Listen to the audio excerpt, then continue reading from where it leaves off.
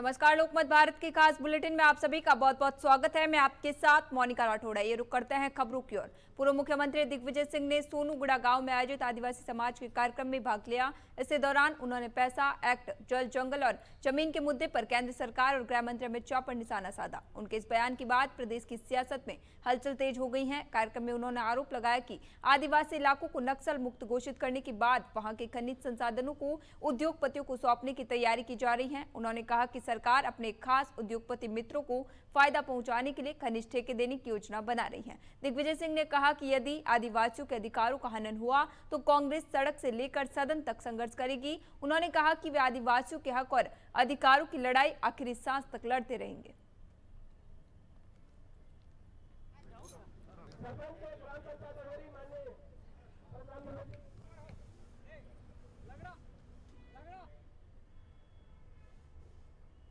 वरिष्ठ कांग्रेस नेता अनिल शास्त्री ने कथित शराब नीति मामले में कहा कि यह न्यायालय का विषय है और अदालत ने उन्हें राहत दी है और ये उनके लिए अच्छी बात है। हालांकि उन्होंने ये भी कहा कि बीते कुछ वर्षों में जिस तरह के आरोप सामने आए, जिनमें सरकारी धन के दुरुपयोग, शीश महल जैसे निर्माण पर करोड़ों रुपए खर्च किए जाने और अन्य कथित अनियमितताओं की बातें शामिल रही, वे गंभीर विषय हैं और इन पर सार्वजनिक चर्चा होती रही है। गौरतलब है कि दिल्ली की राउज एवेन्यू कोर्ट ने शराब नीति मामले में पूर्व मुख्यमंत्री अरविंद केजरीवाल और पूर्व उप मुख्यमंत्री मनीष सिसोदिया को आरोप मुक्त कर दिया था। देखिए, ऐसा है, ये तो सब कोर्ट में रहता है मामला। तो कोर्ट में ये है कि अगर कोर्ट कहता है कि उनको बरी कर दिया गया है तो उनके लिए अच्छी बात है। लेकिन जो चीज़ें सामने आई पिछले कुछ वर्षों में, जिस तरह से उन्होंने वहाँ पे जो है शीश महल बनवाया, अपने करोड़ों रुपए खर्च किए, और भी बहुत भ्रष्टाचार के ऐसे केसेस आए हैं जिसमें वो लोग उसमें जो है पूरी तरह से इन्वॉल्व रहे।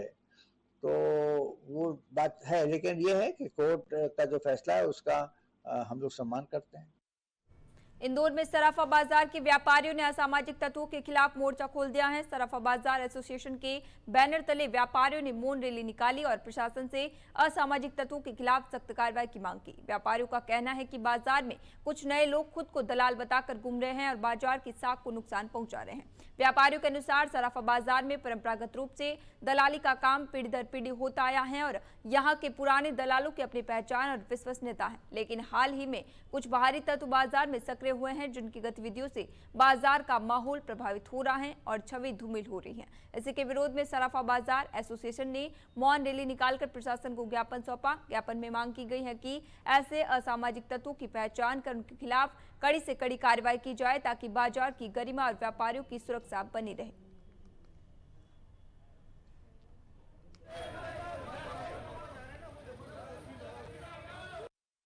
प्रशासन को अवगत कराना कि यहाँ पे जो असामाजिक तत्व है, जो कि गुंडागिरी कर रहे हैं, जो नशाखोरी कर रहे हैं, जो कि चोरी का माल खरीद रहे हैं, यहाँ आने वाली महिलाओं के साथ फटिया कसते हैं, कई प्रकार की घटनाएं हमारे पास आई थी। हमने इसके संज्ञान में कई बार प्रशासनिक अधिकारियों को अवगत भी कराया, उन्होंने कार्रवाई भी की है। पर वो कार्रवाई क्या होती है, जो थोड़े दिनों की रहती है, लंबे समय की नहीं रहती है। आज हमने बाजार के व्यापारियों के माध्यम से मौन धारण का जो आंदोलन किया, इसका एक मुख्य कारण है कि व्यापारी के साथ प्रशासनिक अधिकारी हमारे साथ बैठे, हमसे जो भी समस्या हमारी उसको अवगत हम कराएंगे तो समस्या का निराकरण, क्योंकि प्रशासनिक अधिकारी के साथ मिलकर ही समस्या का निराकरण हो सकता है। और इसके सब्जेक्ट में हमने बात भी की है और हमें सहयोग भी मिल रहा है।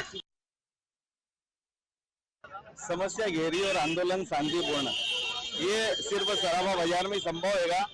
इतनी गहरी समस्या है, ये दलाल और व्यापारी की समस्या नहीं है। यहाँ का दलाल जो है आज से नहीं, 3-3 पीढ़ी से यहाँ पे दलाली कर रहा है। हमारे को आज तक कोई शिकायत नहीं है। यहाँ पे जो व्यापारी है 3-3 पीढ़ी से व्यापार कर रहे हैं, कभी आपस में किसी से कोई शिकायत नहीं है। तो गुडविल वाले दलाल यहाँ पे कार्य करते हैं। अभी कुछ नशाखोर लोग जो है यहाँ पे, गलत गतिविधियों लिप्त लोग जो हैंगे, गुंडा तत्व जिनको बोलते हैंगे, उस प्रकार के लोग जो है यहाँ पे आके दलाली कर रहे हैं। 2 दलाल आपस में लड़ते हैं, उसका वीडियो वायरल होता है, एक दूसरे को मारते हैं, गालियां बकते हैं।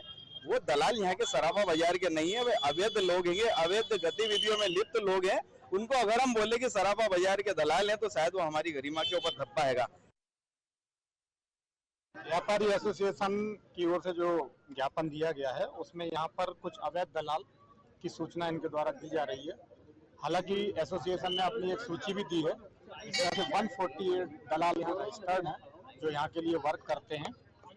उनके अतिरिक्त जो लोग अन्य लोग घूमते हैं उन पर कार्रवाई के लिए इनका आग्रह है और नशाखोरी से रिलेटेड भी एक इसी में सबमिट किया गया है।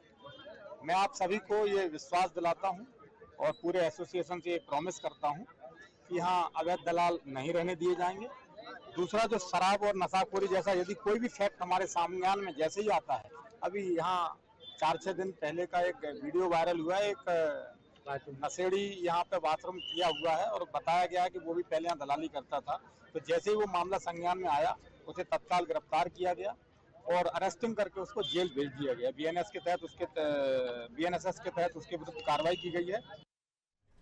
बुरहानपुर जिले के बिरोदा स्थित प्राथमिक सेवा सहकारी मर्याम में 85 लाख रुपए के गबन का मामला उजागर हुआ है। आरोपी की वर्ष 2022-23 से 2024-25 के बीच किसानों की जमा बचत राशि निकाली गई रकम में भारी अनियमितताओं की गई है। बताया जा रहा है कि तत्कालीन समिति प्रबंधक संतोष महाजन ने किसानों के खातों में जमा राशि को धीरे धीरे कर करीब 85 लाख रुपए निकाल ली। ये चौंकाने वाला खुलासा नवंबर 2025 में नए समिति प्रबंधक ने पदभार संभालने के बाद हुआ। ऑडिट रिपोर्ट में सामने आया कि वर्षों से किसानों की जमा राशि निकाली जा रही है। समिति प्रबंधक का कहना है कि इसकी सूचना उच्च अधिकारियों को दे दी गई है और जांच दल गठित कर कार्रवाई की जाएगी। वही कृषि विकास शाखा के वरिष्ठ प्रबंधक मामले को दबाने के प्रयास में अभी ये कह रहे हैं कि करीब 40 से 50 लाख का गबन है और जांच दल गठित किया जाएगा।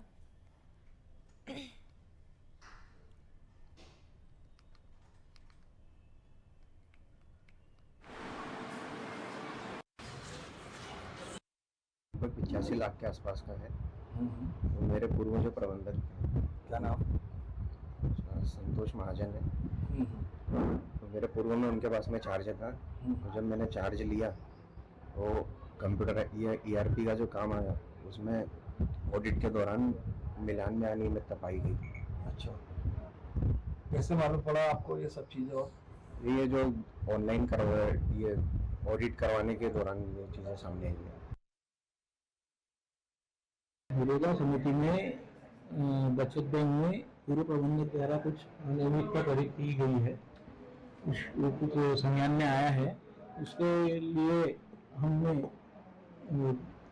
जांच विभाग को, जैसा विशेष ऑडिट के लिए हमने BR विभाग को लिखा है। BR विभाग से जैसे ही दल बन जाएगा उसकी जांच हो जाएगी और जांच होने पर उसके ऊपर कानूनी कार्रवाई की जाएगी। किसने किया है खबर? संतोष महाजन। इस वक्त हम मौजूद है सोसाइटी बिरोदा में, जहां करीब 85 लाख रुपए का गबन हुआ है। यहाँ पर जो है यहाँ के प्रबंधक भी मौजूद है। प्रबंधक से बात करते हैं। सर, कितने लाख का गबन है और किस तरह से गबन हुआ है? लगभग 85 लाख के आसपास का। 85 लाख के आसपास का है। 85 लाख। कैसे पता चला सर कि 85 लाख रुपए का गबन हुआ है? ऑडिट के टाइम ऑडिट किया था। ERP कार्य के लिए ऑडिट करवाना था। उस कौन है इसमें दोषी? कौन है इसमें जो मेरे पूर्व प्रबंधक थे संतोष महाजन, उनके कार्यकाल के दौरान ये चीजें हुई। उनके कार्यकाल में तो ये चीज हुई है, लेकिन जब आप यहाँ पर आए तो ये कब से घोटाला चल रहा था? ये मेरे सामने लगभग 1.5 महीना पहले उजागर हुआ ये चीज। तो ये कब से चल रहा था सर ये घोटाला? फिर भी ये जैसे उनके पास में चार्ज लगभग 3.5-4 साल से था, तो उसी दौरान चल रहा था ये। पिछले 4 वर्षों में यानी इन्होंने घोटाला किया और आपके आने के बाद में जो है आपको जानकारी मिली इसकी? हाँ, उसके बाद ही जानकारी मिली है। तो आपने इसकी जानकारी अपने उच्च अधिकारियों को भी दी होगी, और अब जो है आगे क्या कार्रवाई चल रही है? हाँ, ऊपर तक उच्च अधिकारियों को इसकी सूचना दी गई है और उनके द्वारा जांच दल बिठा करके उचित कार्रवाई की जाएगी। आपने पुलिस में या कहीं पर इसकी जानकारी दी है? नहीं, अभी पुलिस में नहीं की है। और कहाँ है अभी आपके जो प्रबंधक थे, पूर्व प्रबंधक, कहाँ है अभी वो? अभी वो पारिवारिक समस्या उनको कुछ उसमें लगे हुए हैं। तो क्या छुट्टी का आवेदन दिया उन्होंने? नहीं, कोई आवेदन बगैर छुट्टी के आवेदन किए हैं। नहीं। जिस तरह से इन्होंने बताया कि यहाँ पर जो है प्रबंधक पूर्व प्रबंधक संतोष महाजन जी जो है यहाँ पर उन्होंने करीब 85 लाख रुपए का गबन किया है और अब जो है बिना सूचना के जो है वो यहाँ से नदारद है। अब देखना होगा कि आगे किस तरह की कार्रवाई होती है और किस तरह से जो है जांच दल बैठाया जाता है। कैमरा पर्सन राजू के साथ गोपाल देवकर, लोकमत भारत, बुरहानपुर। ग्वालियर जिले की डबरा नगर पालिका में बैठक के दौरान हंगामा हो गया। पीआईसी सदस्य अनिल जायसवाल के बोलते ही हंगामा शुरू हुआ। अध्यक्ष लक्ष्मी देवी अपनी आसंदी छोड़कर चली गई, साथ में समर्थक पार्षद भी साथ चल दिए। इसी दौरान 19 विपक्षी पार्षदों ने हंगामा शुरू कर दिया। अध्यक्ष लक्ष्मी देवी पर भ्रष्टाचार के आरोप लगाते हुए नारेबाजी की। इसी दौरान अकाउंटेंट को अटैक आ गया, जिसे सीपीआर देकर हॉस्पिटल में भर्ती कराया गया। उसकी तबियत ठीक है। वहीं भाजपा पार्षद जहेंद्र गुर्जर और धर्मेंद्र सिंह हैप्पी ने परिषद के मुख्य द्वार पर खड़े होकर अध्यक्ष सहित पार्षदों को रोकने का प्रयास किया। पार्षदों से झगड़ा हाथापाई तक पहुंच गया। हालांकि अन्य पार्षदों और पुलिस ने मामला शांत करवाया।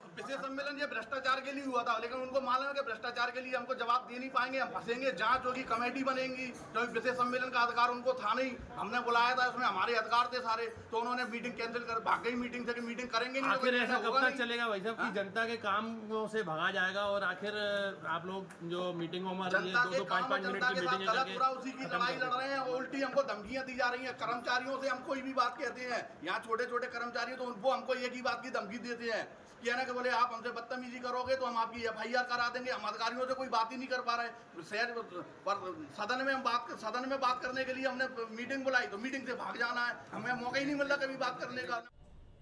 राज्य स्तरीय टीम ने कायाकल्प अभियान के तहत नीमच जिला चिकित्सालय का निरीक्षण किया। निरीक्षण पूरे दिन चला और अस्पताल की विभिन्न स्वास्थ्य सेवाओं का मूल्यांकन किया गया। चिकित्सालय के civil surgeon doctor Mahendra Patil ने बताया कि राज्य स्तरीय 2 सदस्यीय टीम ने अस्पताल की व्यवस्थाओं के बारे में जानकारी ली। निरीक्षण के दौरान ट्रॉमा सेंटर में संचालित ओपीडी सेवाएं, पर्ची काउंटर, मैटरनिटी वार्ड सहित अन्य विभागों का निरीक्षण किया गया। साथ ही चिकित्सा स्टाफ से मरीजों को दी जा रही सुविधाओं, उपचार प्रक्रिया और मरीजों के साथ व्यवहार को लेकर भी जानकारी ली गई। टीम ने अस्पताल की समग्र स्वास्थ्य सेवाओं का मूल्यांकन करते हुए विभिन्न व्यवस्थाओं की समीक्षा की।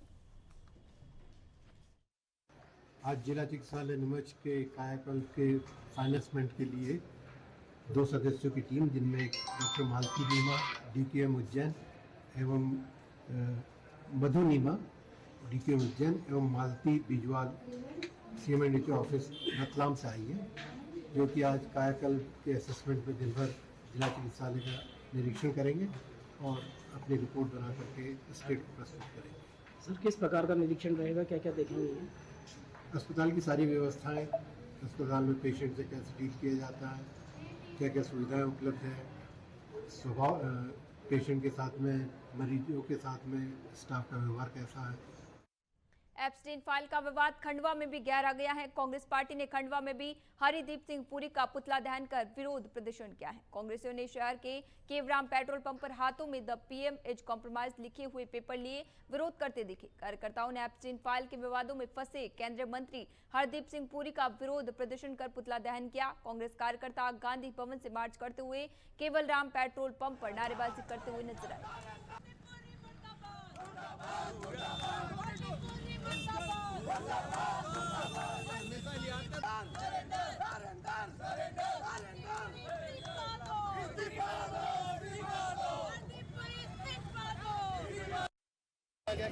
देखिए, हरदीप पुरी का हमने पुतला फूका। आप सबको पता है 62 बार मेल में नाम हरदीप पुरी का है। 14 मीटिंग हरदीप पुरी की है। 402 बार एप्स्टीन की जो फाइल खुली है उसमें हरदीप पुरी का नाम आ रहा है और शर्मसार है हमारे इस देश के लिए। आज सत्ता से सवाल पूछना देशद्रोही हो जाता है और हमें देशद्रोही करार कर देते हैं ये लोग। लेकिन यदि एप्स्टीन फाइल में इस देश के किसी मंत्री का नाम है तो मैं मोदी जी आपसे सवाल करना चाहती हूँ, किस मुंह से आपने कांग्रेस को नंगा कहा था? आपने पूरे देश में नहीं, विश्व पटल में अपने मंत्री की काली कारतूतों से इस देश में हमारी छवि खराब की है। क्या है एप्स्टीन फाइल? छोटी छोटी बच्चियों के साथ यौन उत्पीड़न का मामला, और उसमें आपका मंत्री, जिसको पता था कि 2008 के बाद वो व्यक्ति दोषी है, उसके बाद लगातार आप मीटिंग कर रहे हैं। आपकी बेटी के ऑनलाइन ट्रांजैक्शन निकल रहे हैं। किस तरीके का झोलमाल इस देश में चल रहा है? देखिए, जैसा अभी बताया कि 600 बार नाम आना, लगातार मेल से ट्रांजैक्शन, और ये दर्शाता है कि अपने आप को राष्ट्रवादी और राष्ट्र हितैषी पार्टी कहने वाले लोगों के जब इस तरह के दुराचारों में नाम आता है तो ये पार्टी क्या सोई हुई है? यदि यही मान लीजिए किसी और अन्य पार्टी के नेता का अगर नाम आता तो ये अर्धनग्न अवस्था में बाहर सड़कों पर आ जाते और हम पर देशद्रोह का आरोप लगा देते। आज के समय में मैं ऐसा समझती हूँ कि जो इस समय गाय, गंगा, गीता और बच्चियों के साथ जो दुर्व्यवहार इस पार्टी के दौरान हो रहा है वो अभी तक किसी भी सरकार के या अभी तक के इतिहास में कभी नहीं देखा गया। एप्स्टाइन फाइल्स का मामला अब स्थानीय स्तर पर भी राजनीतिक विरोध का कारण बनता नजर आ रहा है। नीमच में महिला कांग्रेस कार्यकर्ताओं ने विरोध प्रदर्शन करते हुए केंद्रीय मंत्री हरदीप सिंह पुरी का पुतला दहन किया। ये प्रदर्शन ऑल इंडिया महिला कांग्रेस के आह्वान पर आयोजित किया गया। महिला कांग्रेस के कार्यकर्ताओं ने विजय टॉकीज चौक पर एकत्रित होकर केंद्र सरकार के खिलाफ नारेबाजी की और मंत्री के खिलाफ कार्रवाई की मांग की। प्रदर्शन के दौरान महिला कांग्रेस कार्यकर्ताओं ने नारेबाजी कर अपनी नाराजगी जाहिर की है और केंद्र सरकार से तत्काल जांच और जवाबदेही तय करने की मांग की है। संगठन का कहना है कि जब तक स्पष्ट कार्रवाई नहीं होती तब तक विरोध जारी रहेगा।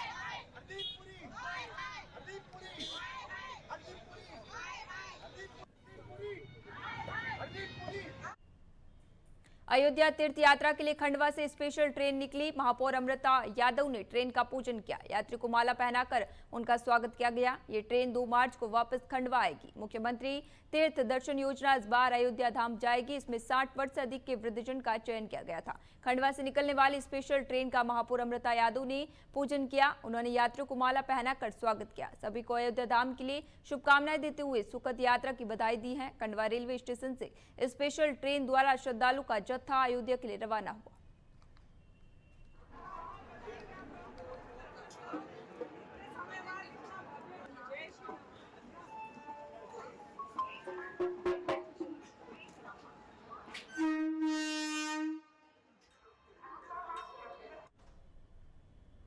नीमच में कैंट थाना परिसर के बाहर पुलिस ने विशेष वाहन चेकिंग अभियान चलाया। इसी दौरान उसने यातायात नियम तोड़ने वालों पर सख्त कार्रवाई की। अभियान के दौरान बिना नंबर प्लेट के घूम रहे वाहनों को रोका गया, दस्तावेजों की जांच की गई और ब्लैक फिल्म लगी कारों से मौके पर ही फिल्म उतरवाकर चालान बनाए गए। इस कार्रवाई में 1 दर्जन से अधिक वाहनों पर चालानी कार्रवाई की गई।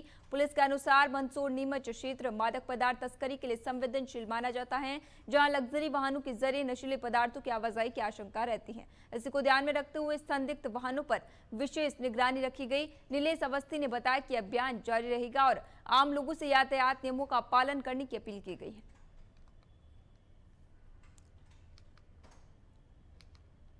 आज जो है सीमांत पुलिस अधीक्षक महोदय श्री अंकित जायसवाल के द्वारा जो है निर्देशित किया गया था कि सभी थाना प्रभारी वाहन चेकिंग करेंगे और स्वयं उपस्थित रहेंगे वाहन चेकिंग करने के दौरान, और जिसमें जो है संदेही किस्म की जो गाड़ियां हैं उनकी चेकिंग की जाएगी। उसी कार्यक्रम में आज जो है बिना नंबर की गाड़ियां, काले कांच की गाड़ियां की सघन चेकिंग की जा रही है। कितने चालान बनाए गए अभी तक? अभी तक 11 चालान बनाए जा चुके हैं। ये अभियान कब तक चालू रहेगा? ये अभियान अग्रिम आदेश तक चालू रहेगा, प्रतिदिन 8 से 10 बजे के बीच में। नीमच के कैंट थाना क्षेत्र में बीच सड़क पर एक युवक के साथ मारपीट का मामला सामने आया है। गांधी भवन के सामने कुछ युवकों ने स्कूटी सवार को घेरकर उसके साथ मारपीट की। घटना का सीसीटीवी फुटेज सामने आने के बाद पुलिस जांच में जुट गई है। खेड़ी मोहल्ला निवासी युवराज दमानी फवारा चौक स्थित एक पान की दुकान पर काम करते हैं। वे गुरुद्वारे के पास से खाना लेकर लौट रहे थे, तभी उनकी स्कूटी खराब हो गई। स्कूटी ठीक करवाने के दौरान मैकेनिक और कुछ अन्य युवकों ने उनका विवाद हो गया। इसके बाद जब वे वापस दुकान लौट रहे थे तभी गांधी भवन के सामने 2 युवकों ने बाइक अड़ाकर उन्हें रोक लिया और थप्पड़ व मारपीट शुरू कर दी। पीड़ित ने आरोप लगाया कि आरोपियों ने उनकी स्कूटी और मोबाइल छीन लिए और काफी देर तक उन्हें बंधक बनाए रखा।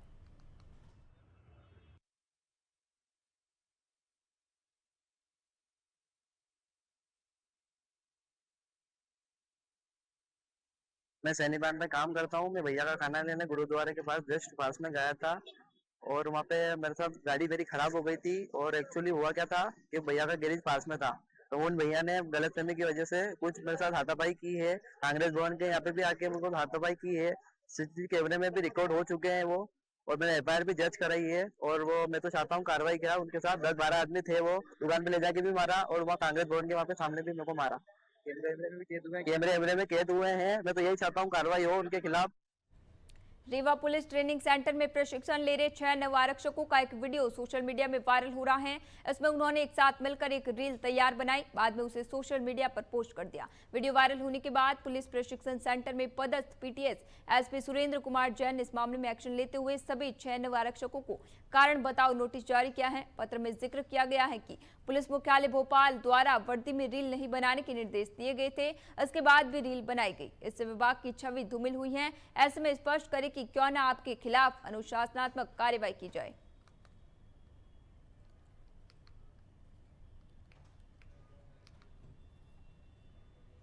इंदौर के Lal Bahadur Shastri institute of technology and management campus का 12वां स्थापना दिवस कलरव 2026 के रूप में मनाया गया। सौलसिंदा स्थित परिसर में आयोजित 5 दिवसीय कार्यक्रमों में खेल, सांस्कृतिक और बौद्धिक प्रतियोगिताओं का आयोजन हुआ। कार्यक्रम का शुभारंभ मां सरस्वती के चित्र पर माल्यार्पण और दीप प्रज्वलन के साथ हुआ और पूर्व प्रधानमंत्री लाल बहादुर शास्त्री की प्रतिमा पर श्रद्धांजलि अर्पित की गई। संस्थान के चेयरमैन अनिल शास्त्री मुख्य अतिथि रहे। डायरेक्टर डॉक्टर दीपक अग्रवाल ने संस्थान की उपलब्धि और भावी योजनाओं की जानकारी दी। टैलेंट हंट और अन्य प्रतियोगिताओं में उत्कृष्ट प्रदर्शन करने वाले ITI छात्रों को पुरस्कार प्रदान किए गए। देखिए, आज Lal Bahadur Shastri institute of management Indore द्वारा यहाँ पर कलरव के नाम से विद्यार्थियों का कार्यक्रम रखा गया है। ये ITI है, यहाँ पे ये दोनों ने मिलकर किया है और इसमें सबसे अच्छी बात यह है कि सारा कार्यक्रम का आयोजन जो है वो विद्यार्थियों ने किया है, छात्र और छात्राओं ने किया है। मतलब पूरी जिम्मेदारी उन पर दी गई। उन्होंने बड़ी सुंदर तरीके से इसका आयोजन किया है। 1 हफ्ते तक ये फेस्टिवल चलेगा और इसमें कई प्रकार के प्रोग्राम्स होंगे, कार्यक्रम होंगे। FDDI छिंदवाड़ा में आयोजित आरोहण 2026 संपन्न हुआ। इस दौरान इंटर कैंपस खेल प्रतियोगिता आयोजित की गई। कार्यक्रम में मुख्य अतिथि GH राय सोनी यूनिवर्सिटी के कुलपति प्रोफेसर डॉक्टर मीणा राजेश और विशिष्ट अतिथि FDDI के प्रबंध निदेशक विवेक कुमार सिन्हा थे। इसी दौरान FDDI के सभी 12 कैंपस से आए प्रतिभागियों ने पुलिस बैंड की धुन पर मार्च पास्ट किया। छिंदवाड़ा कैंपस के सभागार में आयोजित समापन समारोह में विजेता और उप विजेता प्रतिभागियों को ट्रॉफी, मेडल और प्रमाण पत्र प्रदान किए गए। समग्र प्रदर्शन में चेन्नई, नोएडा और छिंदवाड़ा कैंपस प्रथम, द्वितीय एवं तृतीय स्थान पर रही। आरोहण 2027 की मेजबानी चेन्नई कैंपस को सौंपे जाने की घोषणा की गई।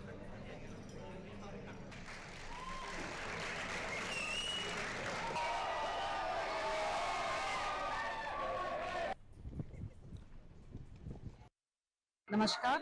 ये 3 दिन के जो प्रोग्राम था आरोहण 2026 का, ये बहुत सारे खेल कूद में बच्चों ने पार्टिसिपेट किया है। 12 कैंपसेस इनके FDDI के आए हैं। So it was a privilege to see the students across various campuses from India participating in this Chinwara campus, and I wish everyone a good luck. Thank you. आरोहण 2026 का ये समापन समारोह हम लोग जो आज देखे, इसमें बच्चों का स्पोर्ट्समैन स्पिरिट, बच्चों के द्वारा दिखाए गए कौशल दोनों शामिल था। इससे बच्चों में बनहोनी आई है। बच्चे आपस में एक दूसरे के कल्चर के बारे में जान सकते हैं। पूरे देश भर के 12 कैंपसेस से FDDI के छात्र यहाँ पे आए थे और छिंदवाड़ा में काफी कोलाहल करके गए हैं। यहाँ का कैंपस का एनवायरनमेंट। इंदौर के देवी अहिल्या विश्वविद्यालय के गर्ल्स हॉस्टल में एक छात्रा की कथित गतिविधियों को लेकर विवाद खड़ा हो गया है। अन्य छात्राओं की शिकायत के बाद विश्वविद्यालय प्रशासन ने जांच कर संबंधित छात्रा को हॉस्टल से निष्कासित कर दिया है। प्रथम वर्ष की एक छात्रा के खिलाफ 5 छात्राओं ने लिखित शिकायत दर्ज कराई थी। शिकायत में आरोप लगाया गया कि संबंधित छात्रा अन्य छात्राओं को मोबाइल ऐप के माध्यम से अज्ञात युवकों से संपर्क करने और बॉयफ्रेंड बनाने के लिए प्रेरित करती थी। इसे वह कॉलेज लाइफ एंजॉय करने का हिस्सा बताती थी। शिकायतकर्ता छात्राओं के अलावा 10 से अधिक छात्राओं ने भी इन आरोपों की पुष्टि की। जांच रिपोर्ट के आधार पर संबंधित छात्रा को तत्काल प्रभाव से हॉस्टल से निष्कासित कर दिया गया है।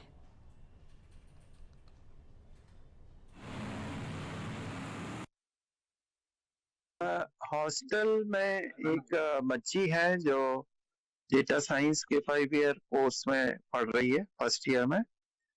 उसकी रूममेट ने शिकायत करी थी कि कुछ इस तरह की आपत्तिजनक वस्तुओं का वो इस्तेमाल करती है और साथ में वीडियो कॉलिंग वगैरह भी करके अपने इस तरह से कुछ गतिविधि है जो एक्सेप्टेबल नहीं है। तो उसके लिए फिर पहले तो उसके रूममेट ने शिकायत की, उसके बाद 4 बच्चियों ने और की, जिसमें कई प्रकार की शिकायत थी कि वो बॉयफ्रेंड वगैरह बनाने की बात करती थी, ऐप की बात की, उसमें वीडियो कॉल वगैरह करती है, और कुछ इस तरह की गतिविधि कर रही थी जो अभी इस तरह से बताया नहीं जा सके। कोटा में छात्रों के बीच चाकूबाजी की घटना में 4 छात्र घायल हो गए। कोटा के कुन्हाड़ी थाना क्षेत्र में गुरुवार देर रात छात्र छात्राओं में आपस में भद्दे कमेंट्स को लेकर विवाद हो गया था, जिसके बाद 5 छात्रों ने 2 अलग अलग स्थानों पर चाकूबाजी की घटना को अंजाम दिया। पुलिस ने फुटेज के आधार पर कुछ छात्रों की पहचान की है और 2 छात्रों को डिटेन किया है। अन्य आरोपियों की तलाश की जा रही है।